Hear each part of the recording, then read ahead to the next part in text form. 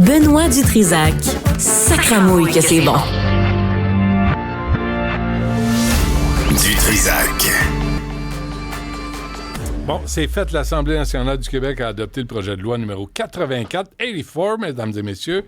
La loi sur l'intégration à la nation québécoise. Le ministre Roberge dit que le multiculturalisme ne s'applique plus sur le territoire québécois.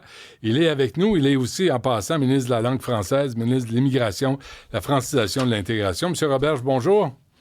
Bonjour, M. Dutrisac. Merci d'être là. D'abord, expliquez aux gens là, ce que ça veut dire, la loi sur l'intégration à la nation québécoise. C'est une loi qui vient clarifier le contrat social entre les Québécois, mais beaucoup aussi avec les nouveaux arrivants pour que lorsque quelqu'un qui est à l'extérieur du Québec en ce moment, dans un autre pays, puis souhaite immigrer au Canada, peut-être au Québec, puis dit, bon, mais j'arrive où, là? Ben là, on lui dit, t'arrives pas dans un...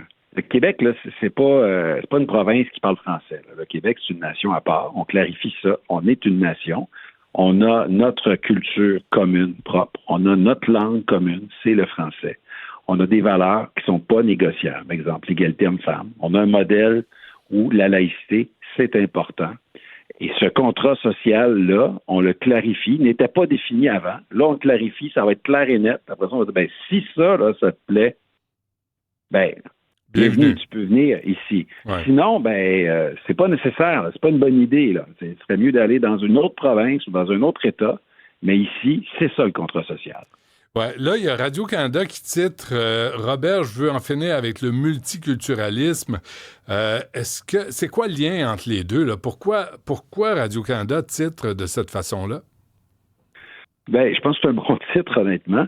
C'est que depuis plus de, maintenant presque 50 ans, ça a commencé dans les années 70, le Canada a dit, bon, mais nous, notre modèle, c'est le multiculturalisme. Donc, ça veut dire que les gens qui arrivent de d'autres pays sont accueillis par le Canada et les provinces en disant, ben nous, comme État, on a un rôle, c'est de s'assurer que vous gardiez votre langue puis votre culture. On ne vous donne pas d'obligation là, d'apprendre la langue française ou la langue anglaise. Ce qu'on dit, c'est que nous, là, on valorise en réalité toutes les cultures du monde, sauf la culture canadienne ou la culture québécoise. Puis c'est ça, on vit les uns aux côtés des autres dans le plus grand respect. Il y a quelque chose de beau là-dedans. Là. C'est très, très, très respectueux, sauf qu'on s'oublie soi-même dans le multiculturalisme. Il y a une part du contrat qui est manquante et malheureusement, ça s'applique au Canada et donc au Québec depuis trop longtemps. Pour moi, c'est un facteur qui nuit à la cohésion sociale. Puis c'est important qu'on définisse notre modèle à nous, qui va nous permettre d'avoir une intégration, qui va nous permettre de promouvoir notre langue, puis qui va nous permettre d'attirer des gens qui veulent faire partie de la nation québécoise. Mais pourquoi ça affecte la cohésion sociale, d'après vous, le multiculturalisme? Tout le monde est très heureux avec ça, là? Ben, je suis pas certain de ça, que tout le monde est très heureux avec ça. Le multiculturalisme, ça amène au communautarisme, c'est-à-dire le repli dans des communautés minoritaires. Ça amène des ghettos, c'est-à-dire... puis je comprends pourquoi. Tu arrives dans un pays étranger, peut-être tu fuis la guerre, puis il y a un quartier, il y a une ville où il y a plein de gens qui arrivent du même pays. Ben, c'est tentant d'aller là, c'est confortable, puis tu n'as pas besoin de rien changer, puis tu peux vivre ailleurs, comme si tu étais dans ton pays d'origine. Ouais. Je pense que c'est un réflexe naturel, c'est humain, mais c'est pas quelque chose qui amène, ça fait pas des enfants forts là, d'un terme national, ça amène pas une cohésion sociale, ça amène le nous autres, eux autres. OK. Moi, je veux juste comprendre les mots, M. Roberge. Là, vous dites la loi sur l'intégration de la nation québécoise est basée sur l'interculturalisme. C'est quoi la différence? Bien, l'interculturalisme, je pense que c'est un modèle qui a ses vertus, c'est-à-dire c'est que ça met des gens de différentes cultures en relation. Ça amène de la mixité. C'est déjà mieux que le multiculturalisme. Parce que le multiculturalisme, c'est chacun dans sa petite boîte, chacun dans son ghetto, chacun dans sa communauté. L'interculturalisme, c'est bien, parlons-nous, discutons, rencontrons-nous. Nous, on va plus loin que ça. Quand on dit l'intégration nationale, on dit oui, mais au-delà de se parler, là, il y a des devoirs. Puis la personne qui arrive au Québec a le devoir d'apprendre la langue française, a le devoir de connaître le parcours historique québécois, a le devoir d'adhérer à à nos valeurs fondamentales. Après ça, il pourrait y contribuer, par contre. Il est appelé à y contribuer, bien sûr, mais il faut d'abord les comprendre et y adhérer. Donc, je pense j'aime bien les relations interculturelles, mais pas comme une fin en soi, mais comme un moyen d'avoir une vraie intégration. Mais ça prend un noyau, là. Le noyau, c'est la société québécoise, c'est notre patrimoine, c'est notre histoire.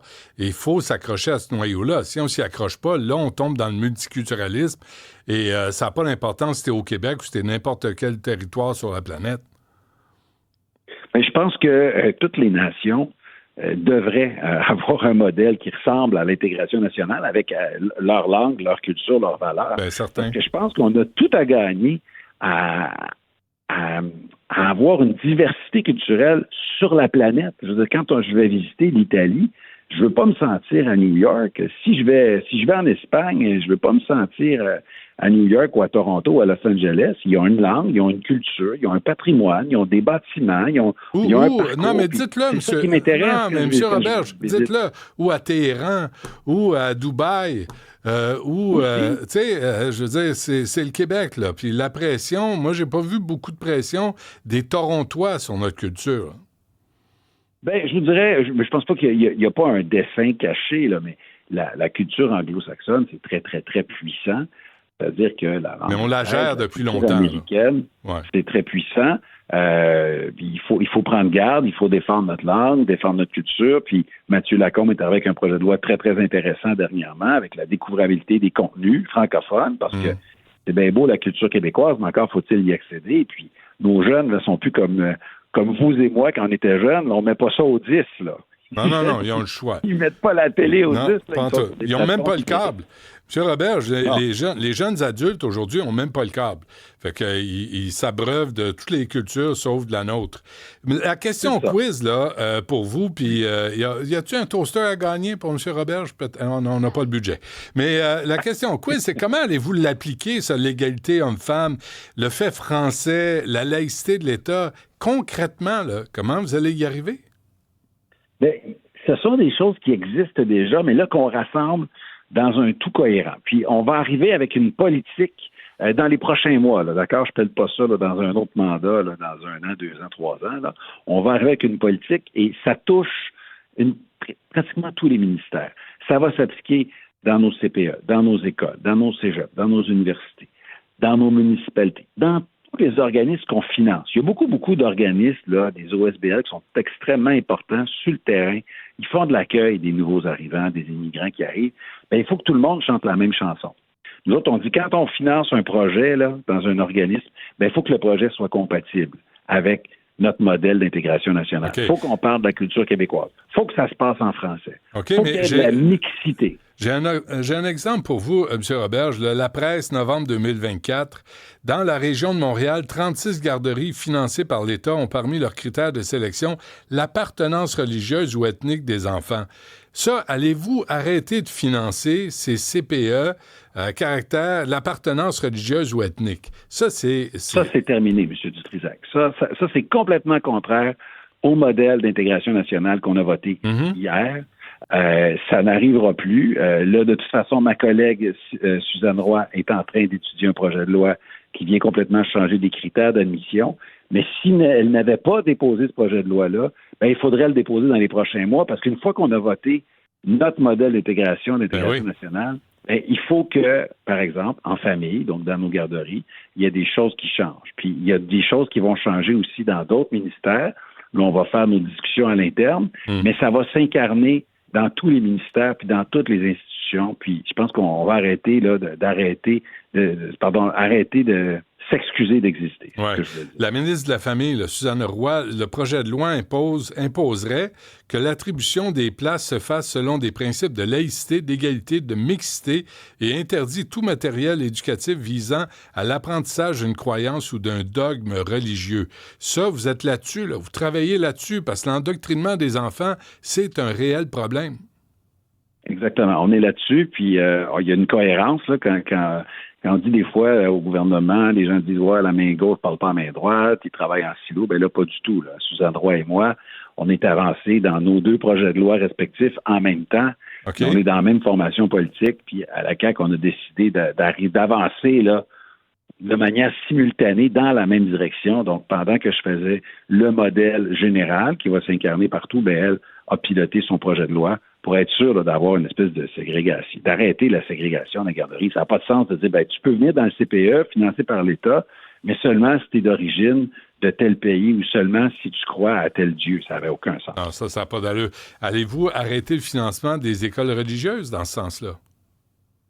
Bien, ça, c'est une très bonne question, puis je vais vous dire que c'est un des sujets sur lesquels réfléchit la commission Pelcha-Rousseau. J'ai créé une commission pour dire jusqu'où on devrait aller en matière de laïcité de l'État. Ouais. Ils vont remettre leur rapport au mois d'août, puis ils regardent de quelle manière la laïcité, en fonction de la loi actuelle, est comprise et appliquée, puis de quelle manière elle pourrait être renforcée. Puis on aura une recommandation à cet égard-là. On verra à ce moment-là ce qu'il y a dans le rapport. OK. En conclusion, M. Roberge, qu'est-ce que vous répondez à la Ligue des droits et libertés et la table de concertation des organismes au service de personnes réfugiées et immigrantes qui disent qu'il s'agit d'une attaque délibérée au fondement du système québécois de protection des droits humains? Bien, je dis que je pense qu'ils sont restés prisonniers là, de la vision qu'ils avaient avant le dépôt du projet de loi. Peut-être étaient amoureux du statu quo, peut-être qu'ils aiment le multiculturalisme, mais nous, on considère que le statu quo n'était pas tenable. Le statu quo, c'était de la ségrégation dans nos CPE, puis de choisir des enfants en fonction de la religion de leurs parents. Ça n'a pas de sens. Si pour eux, ça, c'est une atteinte aux droits et libertés, mais je regrette. Là, pour moi, ça, c'est juste le respect de la laïcité de l'État. Puis, comme je le dis, si on veut de la cohésion sociale, il ne faut pas tous se renfermer dans nos communautés puis dans nos ghettos. Il faut que nos institutions publiques soient ouvertes à tous. C'est comme ça qu'on va grandir, qu'on va se connaître, qu'on va combattre les préjugés. Oui, qu'on va vivre ensemble. On va vivre ensemble. Absolument. OK, mais là, le Parti libéral du Québec puis Québec solidaire s'opposent à votre loi. Le Parti québécois l'appuie. Êtes-vous en train de virer indépendantiste en cachette, vous, là? Non, ça n'a pas de rapport avec l'indépendance. D'ailleurs, on n'a pas besoin de faire un pays pour faire ça. La preuve, regardez, ça aiderait, vous ne trouvez pas? La loi hier. Mais vous ne trouvez pas que ça aiderait? Si on avait un pays, là, on n'aurait pas besoin toujours de s'adapter aux lois canadiennes, puis à la culture canadienne, puis au multiculturalisme, qui finance les groupes de pression à l'intérieur du Québec pour remettre en question vos décisions. Moi, je ne suis pas partisan de toujours attendre un référendum gagnant avant de faire des changements. On est capable de le faire. Regardez, je l'ai fait hier à l'Assemblée nationale. Ouais. On l'a voté. Puis si même dans un Québec souverain, il pourrait avoir un Québec solidaire qui est là, puis le Parti libéral du Québec qui pourrait dire non, moi j'aime ça, le multiculturaliste, puis on vote une loi multiculturaliste au Québec. Ça n'a pas de rapport. Il faut utiliser notre pouvoir d'agir ici et maintenant pour défendre notre nation. Bon, très bien. On se laisse là-dessus. M. Roberge, un gros merci, ministre de la langue française, ministre de l'Immigration, la francisation, l'intégration. On n'a plus de temps, mais le fait français, là, ça, c'est un méchant défi aussi. Là. On voit, les chiffres le disent, là, la réalité francophone à Montréal ne cesse de diminuer. C'est un gros enjeu. Il faut bouger sur trois secteurs, là, c'est-à-dire l'immigration, l'éducation et l'enseignement supérieur, puis la culture dans le numérique. On avance dans ces trois domaines-là, mais je pense que ça va être payant. OK, la quatrième affaire, l'endoctrinement des enfants. Moi, là, vous êtes le premier ministre, je vous le dis, M. Roberge, là, je n'ai interviewé des ministres, là, vous êtes le premier à admettre qu'il faut intervenir contre l'endoctrinement des enfants au Québec. C'est sûr. Écoutez, l'obscurantisme là, dans nos institutions, on n'en veut pas. C'est clair de même. Quand on a vu ce qui s'est passé à Beckford, pour moi, c'était une forme d'endoctrinement. J'appelle ça de l'obscurantisme religieux. Il faut nommer les choses quand elles sont là.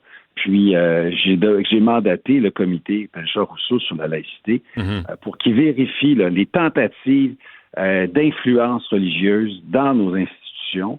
Qui essaie de faire quoi? Pour voir de quelle manière on peut et on doit le contrer. Très bien. Jean-François Roberge, un gros merci. À la prochaine. Merci beaucoup, M. Dutrisac. À la prochaine. Au revoir.